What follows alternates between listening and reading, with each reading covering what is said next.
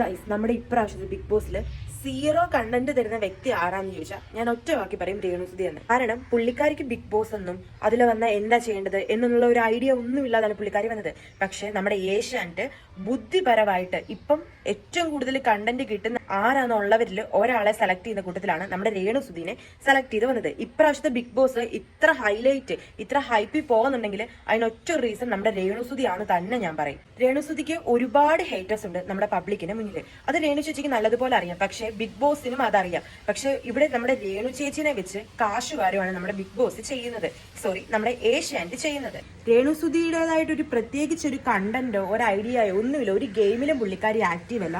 പരദൂഷണം കലാപവും പറയുന്നത് പോലെ എല്ലാ ക്യാമറയിലും പോയി 71 ക്യാമറ ഉണ്ടല്ലോ അത്രയും ക്യാമറയിൽ പോയിരുന്നു കരയുന്നു. അങ്ങനെ ഇങ്ങനെ ഒരു ടാസ്കിൽ പോലും പങ്കെടുക്കുന്നില്ല. സത്യം പറഞ്ഞാൽ പുള്ളിക്കാരിനെ കൊണ്ട് അത് പറ്റില്ല. അതുകൊണ്ടായിരിക്കും പുള്ളിക്കാരി ബിഗ് ബോസിൽ ആദ്യം വരാനായിട്ട് വിസമ്മതിച്ചത്. പുള്ളിക്കാരിനെ കൊണ്ട് കുറച്ച് ഷോർട്ട് ഫിലിം അങ്ങനെയൊക്കെ കാര്യങ്ങളെ പറ്റുള്ളൂ. പക്ഷെ ബിഗ് ബോസിന്റെ റേറ്റിംഗ് കൂട്ടാനായിട്ടാണ് നമ്മുടെ പാവ രേണുസുതിനെ കൊണ്ട് അതിനായിട്ട് ഇട്ടേക്കുന്നത്.